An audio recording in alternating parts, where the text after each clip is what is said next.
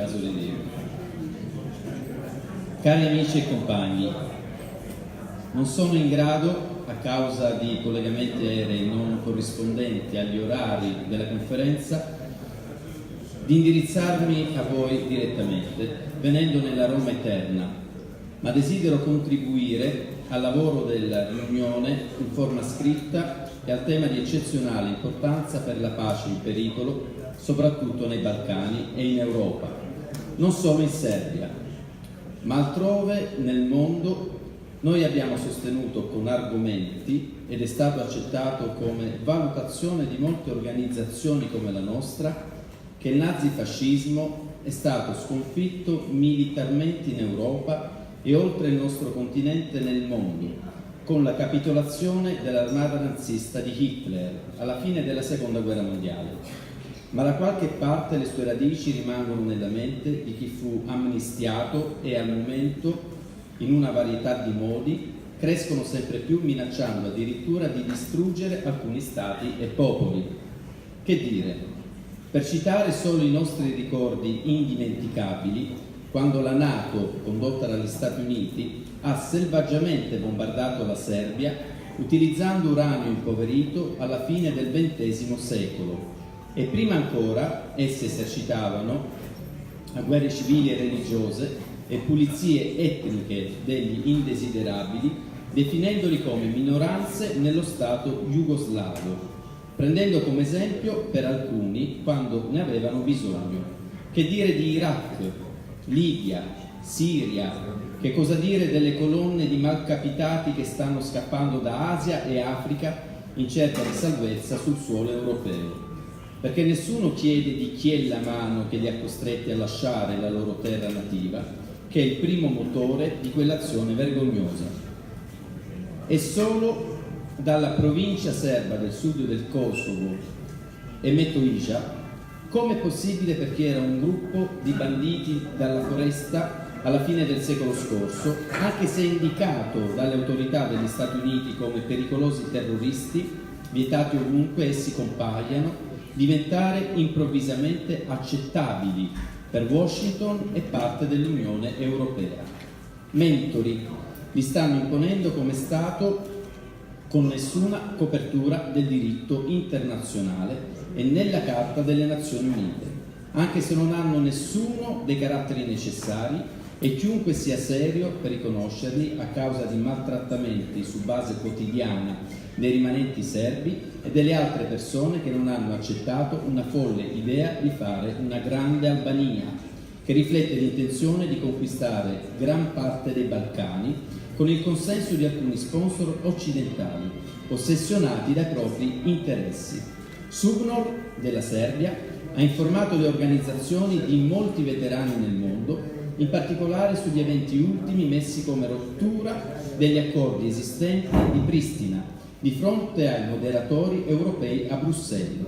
La FIR ha espresso sostegno inequivocabile all'idea che delle persone non debbano essere oppresse con la forza, e la Serbia, come parte della ex Jugoslavia, con il suo incommensurabilmente grande contributo alla vittoria contro gli aggressori nazisti di Hitler nella Seconda Guerra Mondiale, rimane un esempio luminoso di combattenti per la libertà che non devono mai più essere vittime, come negli anni 90 del secolo scorso.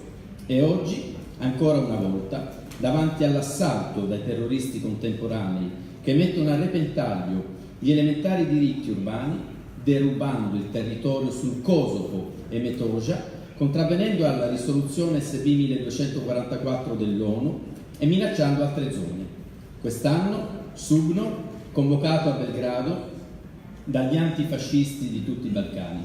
È stato un incontro impressionante. Vi hanno partecipato organizzazioni provenienti da Grecia, Bulgaria, Albania, Slovenia, Croazia, Montenegro, Bosnia-Herzegovina, Macedonia, Repubblica di Srpska e FIR, con partecipanti provenienti da Germania, Russia e Ungheria. In questo incontro è stato adottato un documento finale mandato a molti indirizzi rilevanti nel mondo, non per cambiare le intenzioni dei falchi, ma piuttosto per avvertirli che su questo pianeta esistono uomini con forte convinzione contro ogni imposizione violenta di un potere per mezzo della cosiddetta cavalleria leggera e per i danni del proprio mezzo a favore degli stranieri. Cari amici, devo ammettere che, come un'organizzazione che con i suoi 130.000 membri celebra i 70 anni della sua esistenza, noi siamo molto preoccupati per la pace nella nostra regione, nei Balcani, l'anticamera del continente europeo, sempre utilizzato come polveriera. Sono convinto che il mio paese, la Serbia, che nella prima e seconda guerra mondiale concluse il suo percorso vittorioso contro le forze del male e un coscientemente sacrificio portò sull'altare della libertà europea una parte insostituibile della sua popolazione, non sarà ingannato da vari trucchi di provocazioni, né sarà stimolo per una nuova distruzione preconcepita, minacciando di creare nuovi stati etnici dove non sono mai esistiti nemmeno nella fantasia. Per favore, cari amici, noi antifascisti, guardiani di libertà, giustizia, uguaglianza, abbiamo tutti come un solo uomo per mostrare unità e confermare che qualsiasi pace è meglio che le guerre che mai fecero bene a chiunque. Auguro un buon lavoro ai partecipanti di questa importante riunione a Roma e trasmetto il messaggio che tutti noi, Subnor, Serbia, ci sentiamo insieme a voi, vicini a voi, sperando che la pace prevalga su ogni intromissione fascista.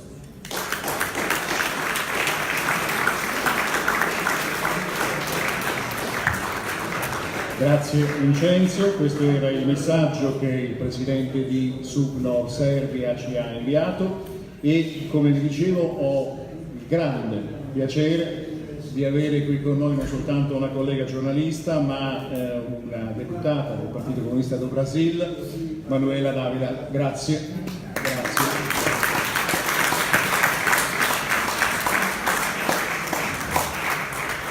Tutti noi abbiamo un'idea di che cosa sta succedendo in Brasile, del risultato drammatico di queste ultime elezioni in cui Manuela comunque ha portato a casa al secondo turno un 45% che non è stato sufficiente per sconfiggere Bolsonaro. A Manuela chiediamo di raccontarci che cosa succede oggi in Brasile. Muchísimas gracias. Buenas tardes. A mí me gustaría de agradecer mucho el espacio para que pudiéramos hablar, agradecer a Lampi y a todas y todos ustedes por este espacio y decirles que no es una buena circunstancia que estemos juntos hoy hablando acerca de eso. Nuestros pueblos han caminado juntos muchas veces en el sueño que fuera posible construir un otro mundo. Y hoy, tan poco tiempo después que hemos vivido el fascismo y el terror, o después las dictaduras en América Latina, estamos juntos más una vez hablando acerca de eso e intentando involucrarnos en maneras para que la gente pueda resistir a eso. Así que me quedo contenta de estar con ustedes y lamento que estemos más una vez hablando acerca de eso y mismo teniendo que hablar acerca de eso con gente cada vez más joven que ni idea tiene de lo que fue la dictadura en Brasil o las dictaduras en América Latina o mismo el fascismo en Europa. Yo lo sé que las personas preguntan lo que va a pasar en mi país después de 1 de enero, cuando esté Bolsonaro nombrado presidente oficialmente del país. Pero creo que para que comprendamos lo que va a pasar en Brasil, tenemos que empezar hablando de aquello que pasa hoy en Brasil, porque ya vivimos una situación de muchas dificultades antes mismo que Bolsonaro sea nuestro presidente formal. Es bueno que uno sepa que en los últimos años en Brasil casi todo ha pasado. O sea, hemos tenido en el 2000 2015 nos sacaron nuestra presidenta legítimamente electa sin tener cometido ningún crimen, o sea, sin respetar el proceso legal de Brasil. No lograron vencer las elecciones y lo ha hecho en el Congreso, al revés de lo que propone nuestra Constitución. No somos un país parlamentarista, somos un país presidencialista. O sea, no se sacan los presidentes cuando se quiere sacarlos. Después de eso, hemos tenido el presidente Lula, que todos saben quién es, detenido sin que haya, en contra de él ninguna prueba. Y si uno puede poner Lula en el cárcel, si puede poner el hombre que iba a vencer las elecciones en el cárcel sin ninguna prueba, puede poner cualquiera en el cárcel sin ninguna prueba.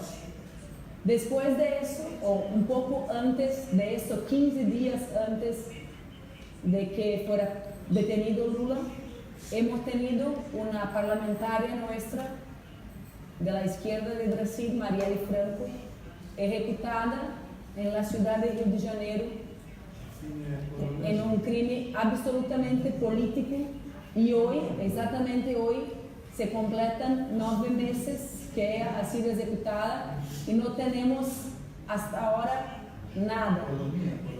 Nadie responde, que nadie está responsabilizado por la ejecución de Marielle.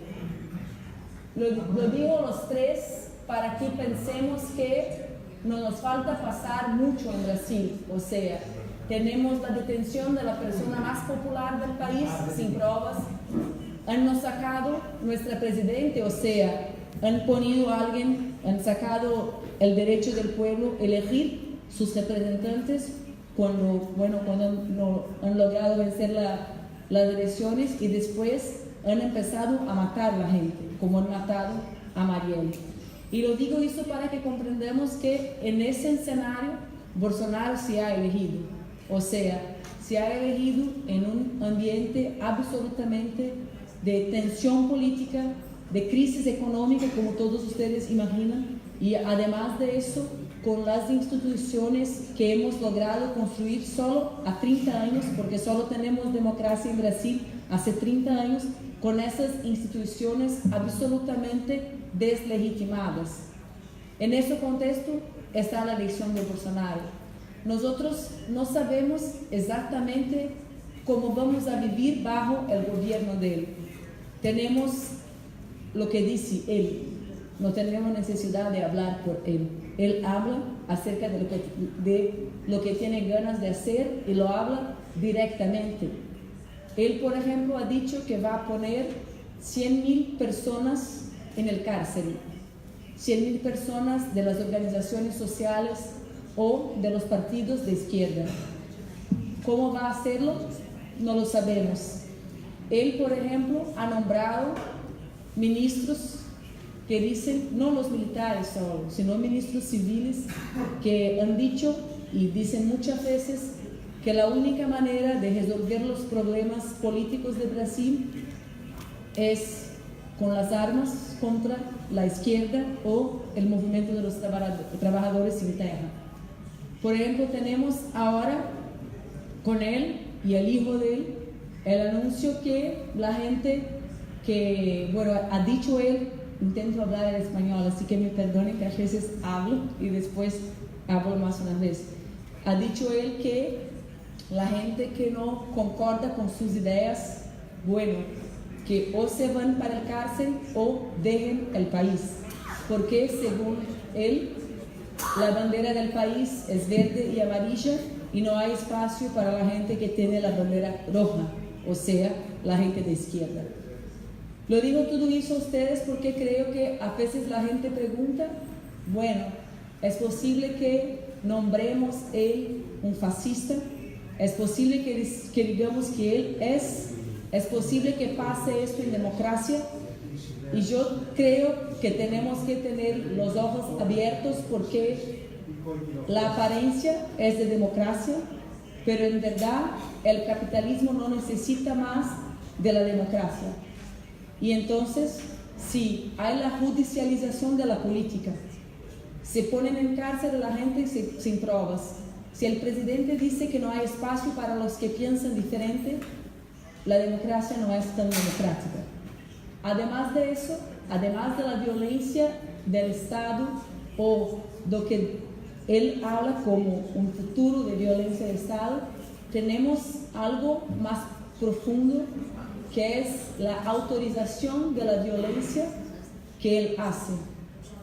¿Por qué?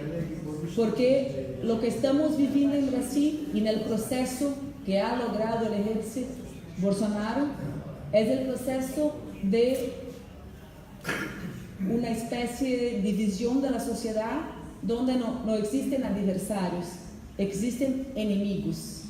Y para uno vencer el enemigo es posible hacer cualquier cosa. Es la categoría de nuestra deshumanización, o sea, nosotros los de izquierda, y no es que seamos todos de izquierda, nosotros los de izquierda son todos los que no concordan con él, toda la gente que no concorda con él. Están las mujeres feministas, no nos interesa si son mujeres feministas liberales o mujeres feministas marxistas, están las mujeres feministas, son de izquierda según él. Están la gente que lucha por la Amazonia, están en la izquierda. La gente que lucha por los indígenas es la izquierda. Toda la gente que contesta lo que dice él es la categoría izquierda o los comunistas, como dice él. O sea, para vencer a los comunistas puedes hacer cualquier cosa, porque nosotros no somos más humanos para ellos. La gente me pregunta, ¿cómo lo sabes? Yo tengo una niña de 3 años. Siempre cuento esta historia porque cuando lo hablo la gente se pone a comprender más lo que pasa en Brasil. La primera vez que se pelearon con mi hija, ella tenía 45 días. Y se pelearon en verdad. No fue que hablaron con ella. Le pusieron, como no sé cómo decir en español porque es una mala palabra, no lo sé decirle, pero la pelearon. ¿Y por qué lo han hecho? Porque era hija de una comunista. O sea, no era una niña. Porque nadie se pone a pelear con una niña de 45 días. Solo logra hacerlo si no cree que es humano. O sea, es el enemigo. Es como lo dice Ana Haren, un enemigo común que no es más humano y un agente común puede hacer cualquier cosa contra él. Así que estamos adelante de un gobierno que se anuncia como autoritario, que es movido por intereses muy grandiosos, que no nos olvidemos que en Brasil está Amazonia, que en Amazonia está la agua potable del mundo, que ahí tenemos los indígenas, pero ahí tenemos también la biodiversidad del mundo, que en Amazonia, que hace frontera con Venezuela, el otro asunto que ellos aman hablar, ¿no? Toda la gente sabe todo lo que pasa en Venezuela, no sabe lo que pasa en ningún país del mundo, pero en Venezuela toda la gente del mundo sabe. Pero Venezuela tiene frontera en Brasil, y la frontera es la frontera con Amazonia, con el agua potable, con el petróleo, con muchas cosas que interesan al capitalismo. O sea, no podemos perder de vista que ahí está, que existen razones para que hagan eso. Tenemos este gobierno comprometido con eso, con los Estados Unidos y con todo eso, y además de ser un gobierno que se anuncia violento, es un gobierno que hace con que nuestro pueblo se involucre en una violencia no estatal, pero una violencia unificada contra toda la gente que piensa diferente. Entonces, a veces hacemos chistes que Brasil es el país originario, que siempre ahí pasan las cosas para que después veamos cómo se van a pasar en el mundo. Y creo que tenemos que tener los ojos abiertos porque ahora en Brasil no hay más cosas tan importantes para que ellos hacen. Ya aprendieron a Lula, el mayor de nosotros. Ya sacaron a Dilma, la última presidenta de izquierda. Ahora van a hacer con la gente común. Ahora van a hacer con nuestras organizaciones. Ahora van a hacer con gente que no aparece en la tele, que no aparece en los periódicos, pero creo yo, con más gente y con más peligro todavía para la democracia. Entonces creo que esas son las razones que hacen por qué me han invitado. Me gustaría de agradecerlos y decirles que Creo que todos los pueblos del mundo y las organizaciones estamos juntos luchando por la democracia, contra el fascismo, por la libertad de los pueblos y por un futuro que la gente pueda ser lo que quiera ser y que lo sea en libertad. Gracias.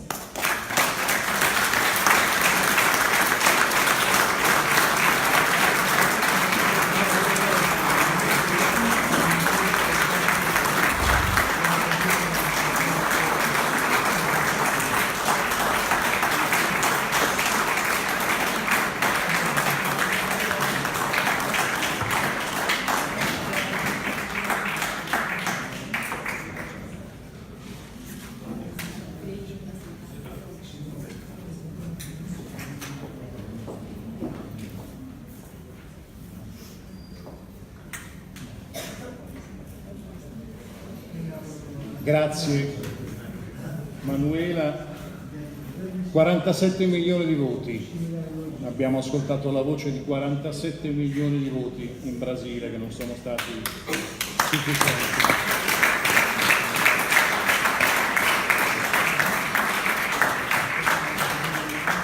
Ascoltando le parole di Manuela mi pensavo a qualcun altro che diceva che tutti quelli che erano contro lui erano comunisti. Fu il nostro Presidente del Consiglio. Va bene, continuiamo con i nostri lavori dopo questo momento di estrema emozione e chiedo al compagno Andrei Mohar dell'Unione dei Partigiani di Carinzia di venire al palco.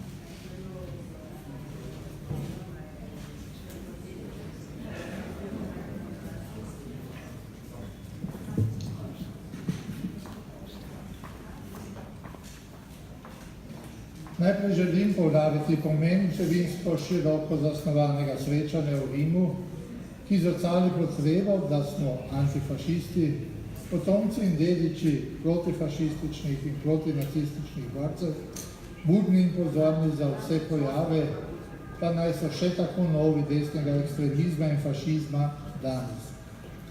Zato drznem tezo, da v procesu formiranja Evropske protifašistične fronte tudi sami ne smemo delati napake, da bi se odločali o kakršnih koli strankarsko-političnih preferencah, temveč si moramo kot antifašisti zastaviti jasne cilje, za dosego katerih moramo stremeti po čim večji podpori politike oziroma drugače povedano po podpori kar se da širokega in pisanega spektra političnih strank. Število teh bo morda nihalo od primera do primera, vendar jih ne smemo pustiti iz odgovornosti za skupen doprinos k utrjevanju antifašizma kot temelja Evropske unije. Prav tako je treba strniti tudi lastne vrste, jih usposobiti, da spregledajo nakane in spletke, ki jih skuša sovražnik unesti v naše vrste z namenom, da bi nas od znotraj razkrojil, če nam že od zunaj ni kos. Da navedem primer iz novejšega časa. V naši zvezi ekoloških partizanov in prijateljev protifašističnega odpora smo, odkar smo prevzeli vodstvo, pač potomci bivših partizanov, delovni ljudje, ki prihajamo iz raznih političnih vetrov, se pravi tudi strank in družbeno-političnih opcij. Pa nikomu še ni prišlo na misel, da bi spraševal, ali je ta še pri socialdemokratih, drugi pa še pri komunistih, zelenih, alternativcih, pa kaj jaz vem kje, prav tako kot ni pomembno, ali je črn ali je bel, ali je veren ali ateist, evangeličan, pravoslavn ali menda Bog vedi kaj. Druži nas samo vedenje za zgodovinsko resnico, ki jo je treba danes bolj kot kdaj poprej braniti in ohranjati. Tudi v Avstriji imamo vlado, v kateri sedijo tudi ministri iz vrst ekstremne desnice, pa tudi v naši deželi je sovraštvo do partizanov, med drugim tudi iz narodnih razlogov, še vedno prisotno. Novembra meseca smo proslavili 70-letnico obstoja, skupnost za naše razmere ogromno množico več kot 1200 ljudi, s pevci in pevkami iz Avstrije, Slovenije in Italije, predvsem pa tudi s pisanim spektrom veteranskih in antifašističnih zvez iz 5 držav, mirovnih in spominskih pobud iz alpsko-jadranskega prostora in privatnih pobud, pa tudi strankarskih združenj žrtev nacizma. Med njimi so bile tudi organizacije iz vrst večinskih strank, socialdemokratov, ki so v opoziciji, ljudske stranke, ki je v vladni koaliciji z desno ekstremno svobodnjaško stranko. Pa tudi komunističnega združenja se nismo zvali, v zavesti namreč, da je čim širša podpora bistvenim zahtevam enostavno nuja in da v osnovani poziciji čim večja širina le pomaga, da kakega odtenka ne prezremo.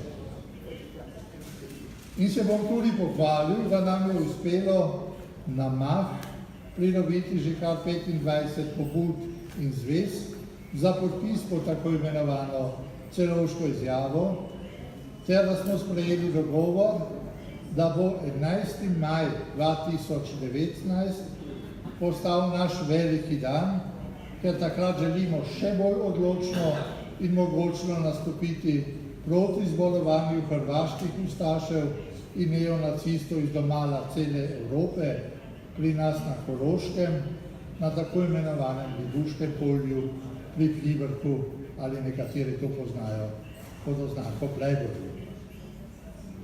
Prav na to dejavnost želim v nadaljevanju opozoriti z namenom, da se tudi v tem krogu zavemo pomena skupnega nastopanja.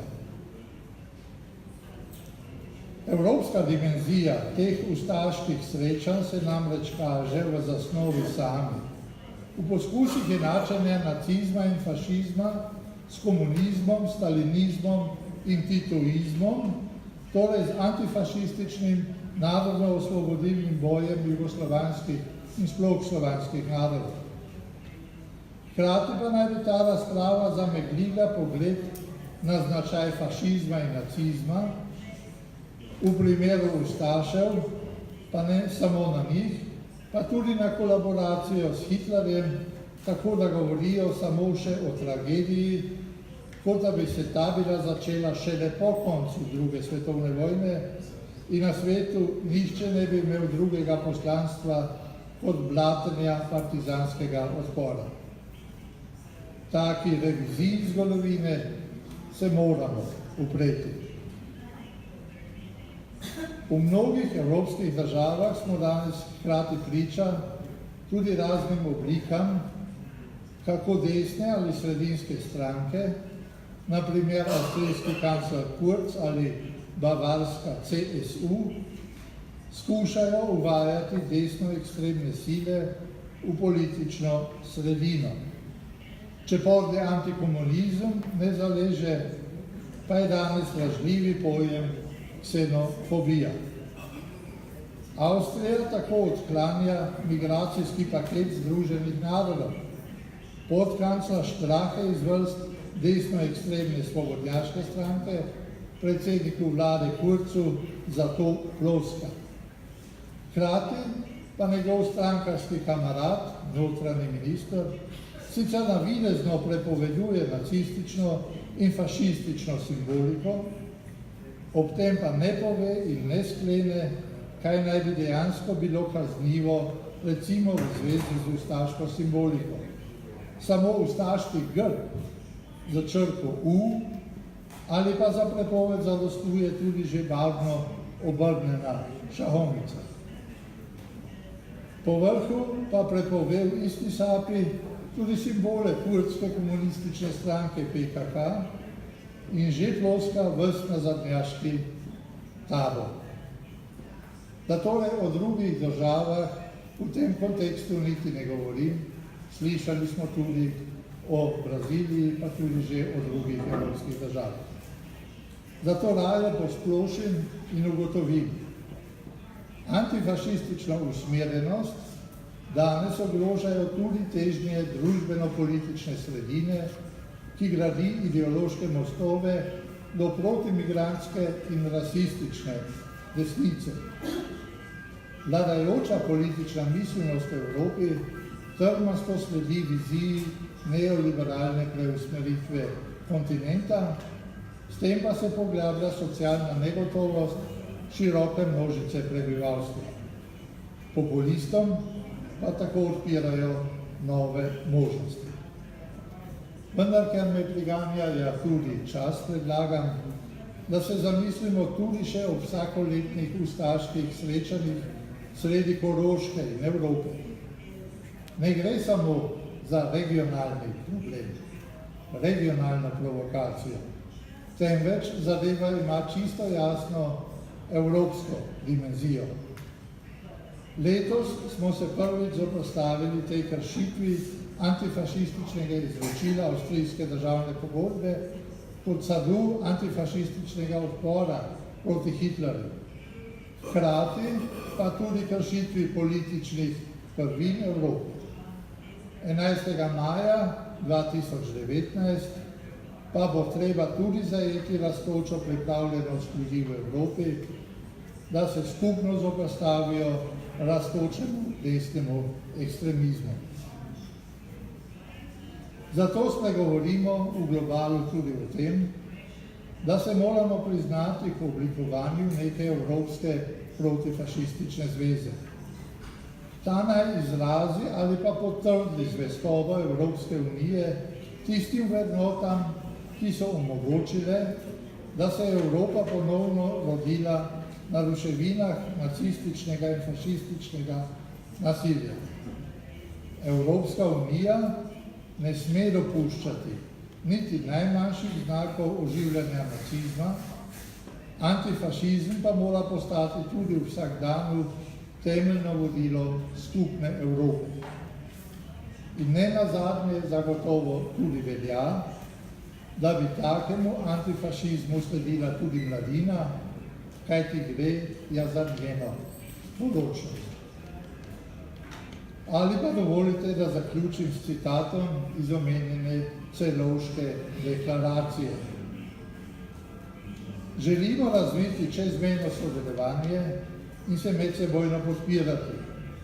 Napredno evropsko javnost pozivamo, da okrepi čezmejno povezovanje in sodelovanje proti neofašizmu in desnemu ekstremizmu po celem kontinentu. Generacija teh ljudi, ki je še osebno nosila evropski antifašistični odpor, nam je zapustila dediščino, ki nas obvezuje. Namreč, da smo budni, aktivni in da sodelujemo.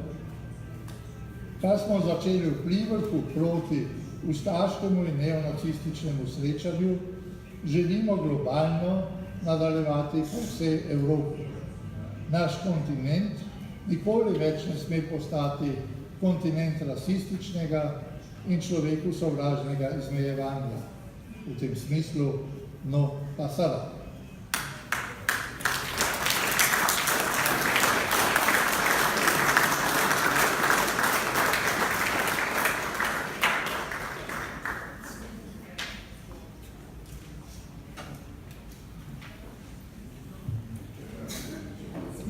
Danke sehr, grazie mille compagno Mohar. Chiedo a Riccardo Latorre, il segretario regionale della Fire Brigades Union, i sindacati dei pompieri del Regno Unito, di raggiungerci al palco.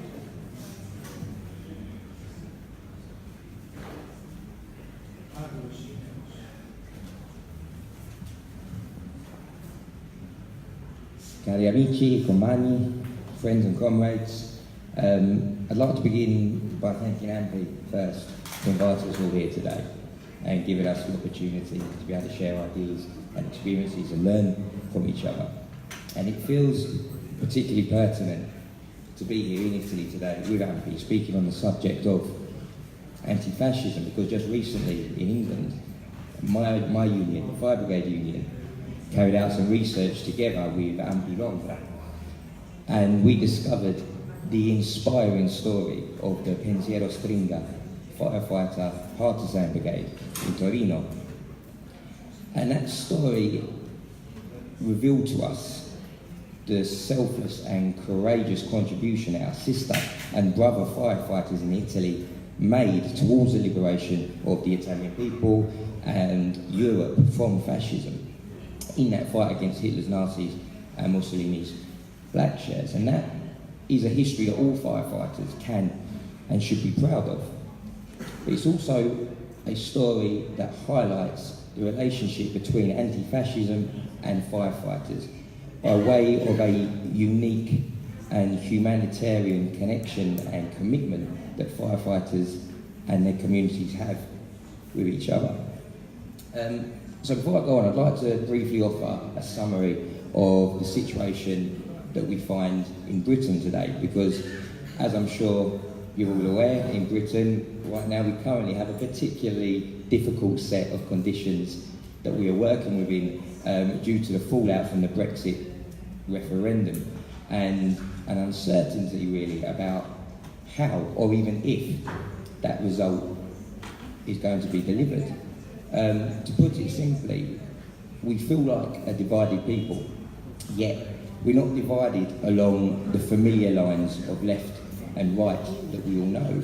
No, we have left leave camps, left remain camps, right leave camps, right remain camps, and everything and anything in between, each with their own motives.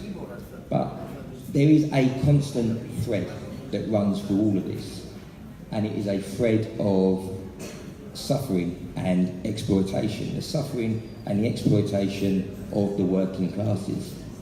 And this has left the British working class desperately searching for an alternative to the status quo.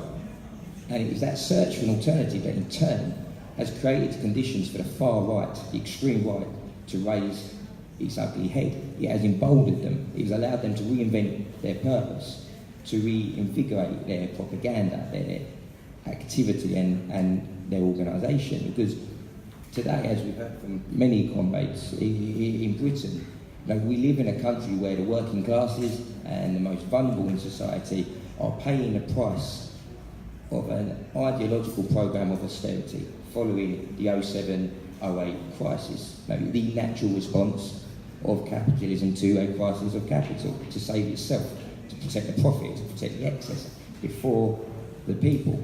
So we live in a country of precarious and casual employment. We live in a country with a lack of affordable housing, of wage restraint. We're seeing a deliberate dismantling of the vital public services that we as working people rely on to survive. And at the same time, we find ourselves victims of a coordinated attack on workers' rights and workers' protections. And trade unions are being shackled by draconian anti-trade union laws, which are severely restricting our ability to fight back. And this is a situation that's echoed across Europe, and it would be remiss of us at this point if we ignored the fact that this is as much a failing of left-wing governments, so-called left-wing governments, as it is a deliberate act of right-wing governments. So the right-wing, the far right in Britain are raising its head again, yet the discussion track speaks of their specific national histories and identities. And in Britain, the far-right groups don't necessarily present themselves in the same way that we see on the continent. There are very few groups that will publicly claim or admit to being fascist. They exist, but they don't often publicly admit to it. Instead, we are seeing a rising tide of right-wing and far-right nationalism trying to wear a more legitimate mask, a mask of democracy, a mask of speaking for the people. And in our current situation, they are claiming to protect the 52% of the British electorate that voted to leave the European Union from the progressives or the elite, who they say are trying to subvert democracy and steal their Brexit. And in fact, many of these far-right groups in Britain attempt to present themselves falsely as being absent of political ideology altogether, yet all the while pushing an aggressive anti-migrant and Islamophobic message. So if we look back to the 1920s or the 1930s in Britain, we saw fascist organisation in its much more recognisable form by way of the British Fascisti, the National Fascisti, and then later on Oswald Mosley's British Union of Fascists. Yet today, their face is slightly different. Whilst the far-right street movements and the more mainstream political organisations both push a strong anti-migrant and anti-Islam message, and the more extreme groups also present strongly misogynistic and homophobic ideals. And we are seeing a significant and frightening rise in hate crimes. However, working class organisation, the trade unions, striking workers, left-wing groups, up until recently haven't been regularly or publicly targeted as an enemy of the far right, as we saw in earlier versions of British fascism. Yet that is steadily beginning to change, because just in these recent months in Britain, we've seen a left-wing bookshop in London stormed and attacked. We've seen prominent trade unionists violently attacked in the street and hospitalised, amongst other incidents.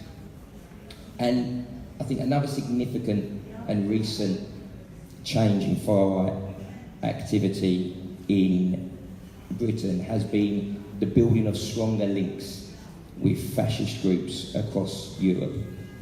And perhaps more concerningly, we now suspect that they attract increased funding, financial assistance from further afield. And it's them links that have brought with it individuals like Stephen Bannon. And he's gone with him a change of tactics and previously successful strategies from elsewhere. So in the past, the right-wing populist parties, such as the UK Independence Party, UKIP, in the past have tried to distance themselves from the far-right street movements, and they've tried to distance themselves from controversial fascist individuals like Tommy Robinson, who I'm sure you have all heard of. His real name is Stephen Yaxley Lennon. But now, as recently as last week in fact, we saw UKIP share an event, a protest and a platform with the DFLA, a violent far-right street movement. And at the same event, they also presented Tommy Robinson in the official capacity as advisor to the party. So the tactics are changing. So why are we firefighters, why are we FBU firefighters organising against this? What part do workers and trade unions have to play in this fight? And how can we build a union of anti-fascists? Well, if we consider for a moment that attempts to divide working people, to get us fighting each other rather than fighting up at the people truly responsible for our exploitation, is a tactic that we have seen employed throughout history by the right. And trade unions hold a unique position within workplaces, which gives us the opportunity to challenge that rhetoric. In fact, we are often the only alternative voice that workers are exposed to, in opposition to the increasingly right-wing mainstream media. And we have to use that voice responsibly. And I believe we do that by comparing the perceptions that far-right propaganda is trying to impose on workers with the realities of their actual experiences. So, for example, my union, the Fire Brigades Union, we're still a fairly active and militant union in Britain. We're firefighters, so we don't claim to have a profound understanding of political theory. We really don't. But what we do have is the experience of standing on a lot of picket lines. And you can learn a lot from standing on a picket line about who the real enemy is. Because we discuss with each other, we discuss with our members, we discuss with our comrades, the issues and the struggles which we know we are facing in our families. And we know we have delivered strike action against pay restraint, against pension robberies, against job cuts. And when we discuss them issues within the union, within the workplace, we know that them issues weren't created by refugees or migrants. That was never on the ballot form that we ticked when we went on strike. We know that these issues were created by neoliberal politicians and capitalist bosses who politically chose to take them things away from us and our families. And it is vital that we have that conversation, that we engage with our members, that we engage with workers in the first instance within the workplace, and we can give them the facts and the tools that they need to oppose and pull apart the arguments of a far right that only seeks to harm workers. So that's workplace organisation. I think another important strand in this resistance is one of community organisation. It's vital that we create links and relationships with our diverse communities. And I don't think any single incident highlights the importance of that more than the recent tragic Grenfell Tower fire in London. In fact, it was 18 months ago today. One of the biggest human tragedies of a generation, a completely avoidable tragedy, which was the result of a string of political decisions which led to 72 innocent people losing their lives. And the far right didn't hesitate in trying to assign blame for that incident, for that catastrophe. They tried to scapegoat migrants immediately as the cause of that fire, at the same time trying to let the real culprits, the profiteers and the privateers, off the hook. And this was demonstrated in a video released by Tommy Robinson shortly after the fire to his followers. And if ever we needed a more demonstrable example of the difference between genuine, decent working class people and the toxic individuals of the far right, we need look no further than Grenfell. Because if you look at the images of that incident, the working people, the trade unionists, were the women and men queued up outside that tower, exhausted, scared, covered in soot, ready to run back into that inferno to risk their own lives, to save the lives of others, regardless of their race, regardless of their religion, regardless of their nationality, whilst at the same time the fascists stood on the sideline and used the opportunity to spread hate and division. So since then, Fire Brigade Union firefighters have been working closely with the diverse communities of Grenfell to combat that rhetoric, to combat them politics of hate, and to campaign for justice for the people, the survivors and the people who sadly lost their lives. So workplace organisation, community organisation, these are both important strands in our fight against the growing threat of fascism. Yet alone, when we consider the size of the threat that is facing us, when we consider the size of the threat that we've already heard about today from our comrades from around Europe, alone it isn't enough. We must also mobilise. If the far right are coordinating and out on the streets, then so must we be.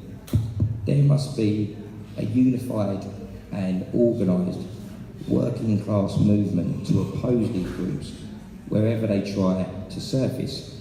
And I believe that firefighters, in fact, can play an important role in that. Because if we are visible and we are loud and we are active in our opposition to these racist and fascist groups, we can disarm them of the message that they try to promulgate. It is they who speak for ordinary working people. We can take that back because we know the far right try to use the image of the uniformed services to spread their own message and to spread their own agenda. In fact, just recently in England, an Italian fascist group called Vortex Londinium, a branch of Casa Pound, went to an Italian military memorial service just outside of London and used the event to try and push their agenda. But more concerning is the fact that that was permitted by the Italian consulate in London. And as we speak, Ampi Londra are doing work to try and find out how and why that was ever allowed. So if firefighters are visible in that anti-fascist activity, we have the opportunity to very publicly reject them attempts and send a clear message that these fascist and racist groups do not speak in our name. And if you look at the recent images of firefighters protesting in France, or the Spanish firefighters that refuse to evict people from their homes, creating my favourite slogan, by the way, we save people, not banks. Those images beamed around the world within minutes. That is an indication that ours is a very strong and emotive image when we stand together with our communities, and we must use that responsibly. So I'm going to wrap up really quickly now. So I know that the track of discussion, that Comrade Gianfranco spoke of the need to build a union of anti-fascists, and spoke of shared events, and Gianfranco is absolutely correct. And that union must be able to reach across borders, because if the far right are coordinating and building links beyond the national limits, then so must we. And I can personally pledge to go away from this conference and make sure that I build links with firefighter anti-fascist groups and trade union anti-fascist groups and activity across Europe. And I would urge all workers to do the same, because our structures to do that already exist. We already have the structures within the trade union movement to speak to our sister unions across Europe and to speak to other workers. So I'll end on this now, because I think I've used up all of my time. But if you allow me, I just wanted to end on a quote, because I think this is a fantastic quote. It's words that are very important to me, and they're words that firefighters in England carry with them in their anti-fascist activity. And the reason I wanted to bring it to this conference is because when I read it, it actually evokes for me the spirit of the partisans when you read the words. So this was said by a man called Peter Payne. He was one of the original national officers for our union, the Fire Brigades Union, and he was a prominent anti-fascist before, during and after the war. And speaking shortly after World War II on the lessons that must be learned, he said, "The people alone will survive, the tough, invincible working people. When peace comes, these people will build a brave new world. The firemen will be there, again, in front rank, and we will have learned in the Fire Brigades Union the lessons which must be applied to society as a whole. We shall know the value of unity and loyalty, of persistence against tremendous odds, of self-discipline and of democratic discussion. By the virtue of our knowledge, we shall take the lead." Grazie.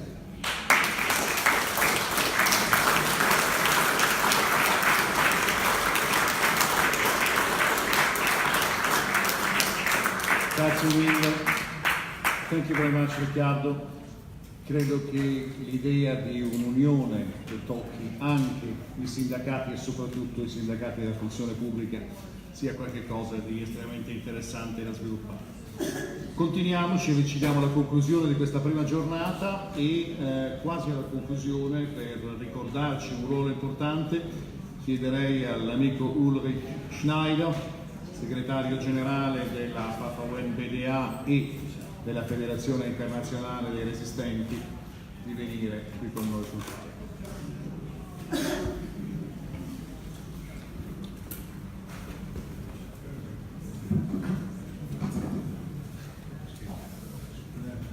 Dear comrades and friends, I've been very pleased by the last intervention, and I can tell you, yes, you will find men of fire brigades. They are connected with idea. I myself have been for 14 years a member of a voluntary fire brigade in my hometown, and I know there are Democrats and anti-fascists inside. You can be sure.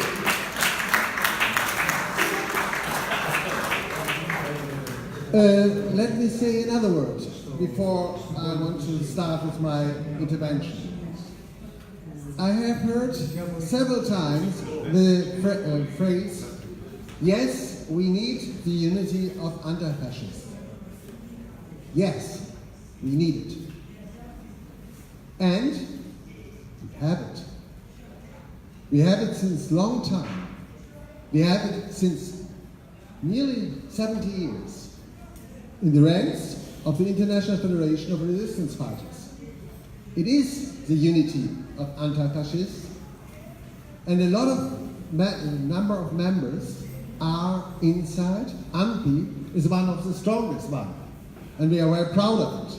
And so I think the idea to create the unity of anti-fascism is necessary, but let us use also the structures we have and we are used to integrate. Because FIR, as an international umbrella organization for the creation of an anti-fascist Europe, has long-time experiences.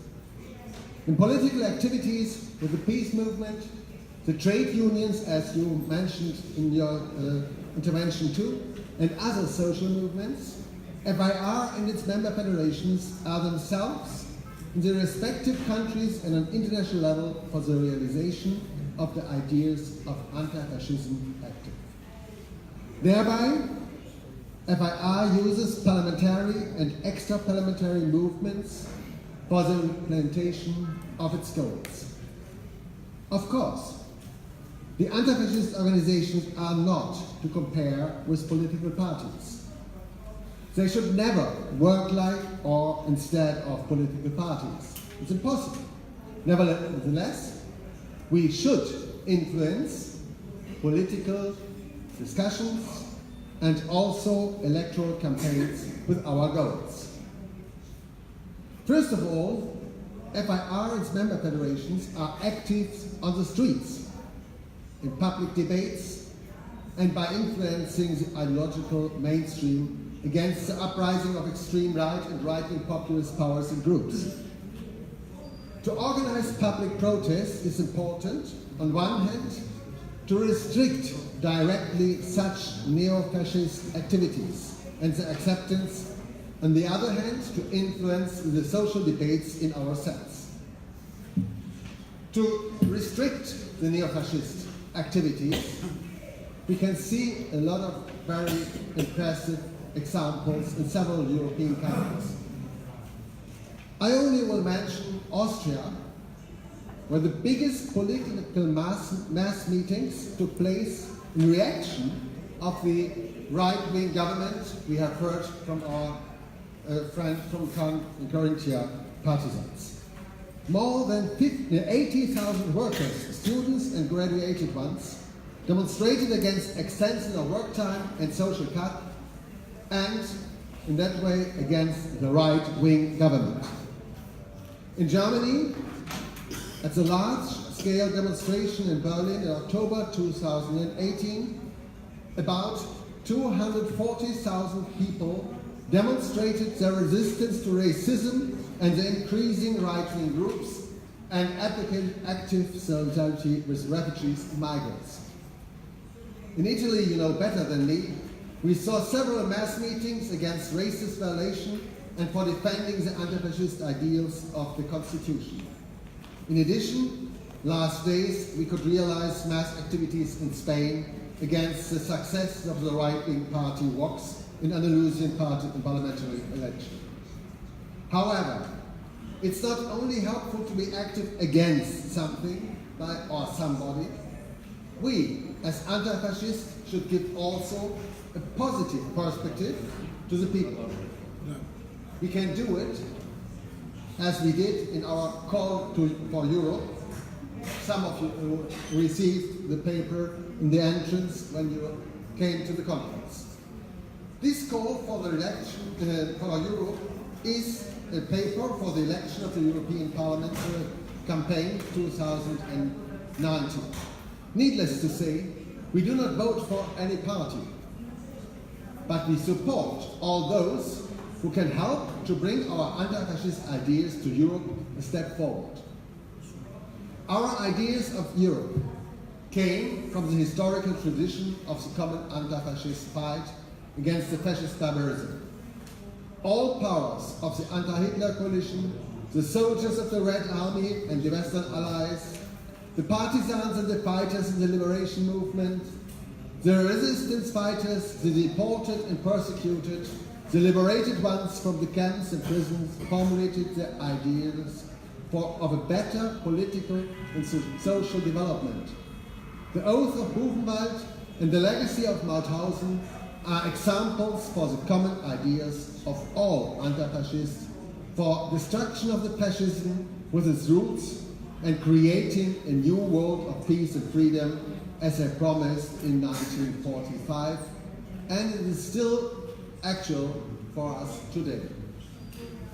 Although the world changed in the last decades, these anti-fascist ideas of Europe are still the same.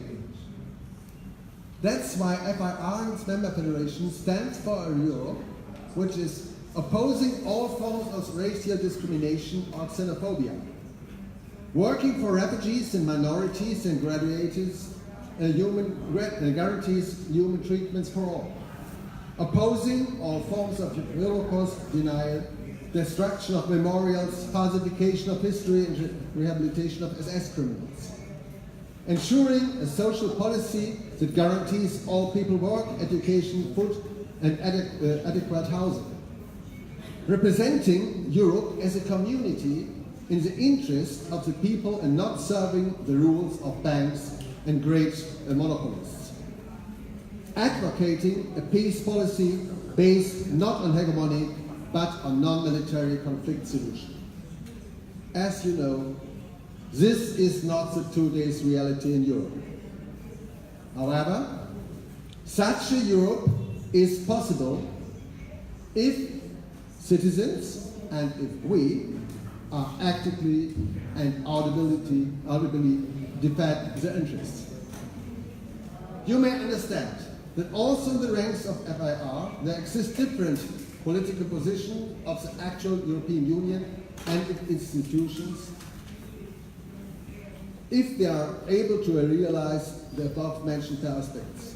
These positions may be different, but all of us, all member federations, stand for the common goal to create an anti-fascist Europe in the tradition of the resistance fight as mentioned before. The common goal and the common activities of FIR, the member federation in the respective countries, will also be visible in the corporate design of our common performance in the electoral campaign.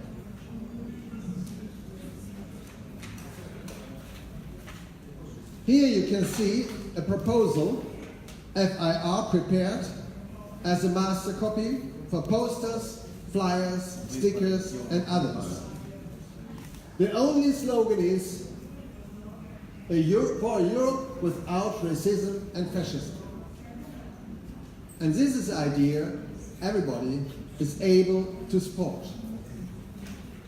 We offer this not only to AMPI, we offer this to all member federations in all European countries which are interested in getting this.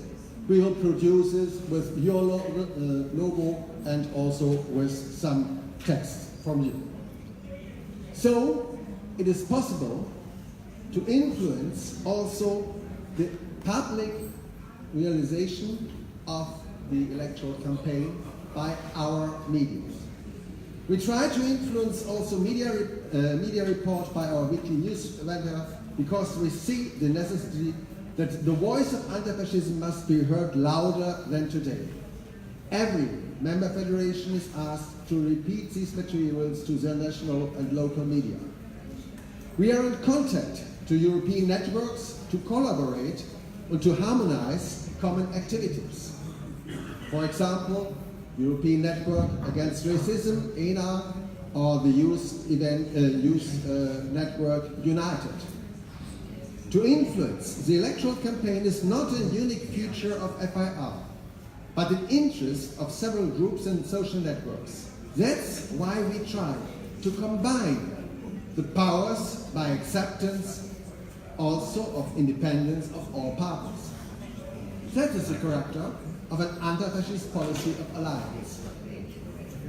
FIR made in the past years great efforts for the conversion of these ideas together with its member federation by setting on conferences with consultation and public actions. All these gave a great signal against the increasing of neo-fascist and extremely right groups, against racism and xenophobia, for social justice and peace.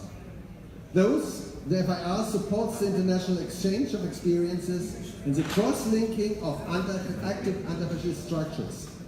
In addition, we see the great value of the 2 days conference here in Rome to intensify the cooperation between all organizations in Europe. While in the fight against neo-fascism and racism, many actors exist, the FIR and its member federation possesses, however, one characteristic position in the anti-fascist work. We never forget to connect the task of the 2 days anti-fascism with the historical memory work. An important part of our common work is a fight for the preservation of the memory of the anti-fascist resistance in all European countries. For example, was Jean Cadoun presented with the work of War Heritage Institute and the exhibition. The support of the fight became an important field in action of FIR in the past years. Thus, it concerns the preservation of memorials, and especially the memorials for the liberators of the fascist barbarism. Several of them are demolished, for example in Poland, in Ukraine, or Croatia, or even rededicated. In addition, we have to oppose the rehabilitation of fascist collaborators and criminals by honoring the SS volunteers in different Baltic states as heroes of national independence by annual marches as in Riga. To create an anti-fascist Europe means, in that way, not only to elect members for the European Parliament, but also to preserve the anti-fascist tradition and fundament of the post-war Europe.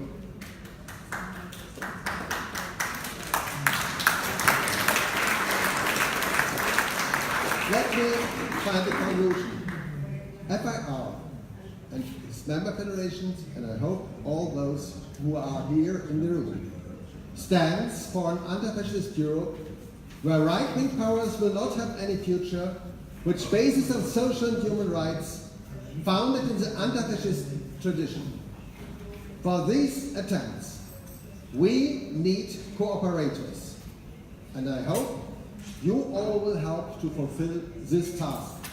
That is, from my opinion, the real unity of anti-fascists. Thanks for it.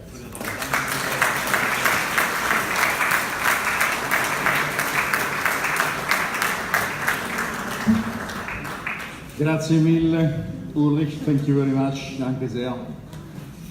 E con questo ci avviamo alla conclusione del nostro incontro di oggi pomeriggio. L'appuntamento per la seconda parte del convegno è domani mattina alle 9:30 puntuali. Per cominciare abbiamo ancora molti interventi domani di estremo interesse e le conclusioni della nostra Presidente Carla Nespoli. Ricordo ai capi delegazione l'incontro politico di questa sera al quartier generale, alla sede dell'ANPI, e do appuntamento a tutte le compagne e a tutti i compagni, ringraziandovi ancora per l'attenzione, a domani mattina alle 9:30. Ciao.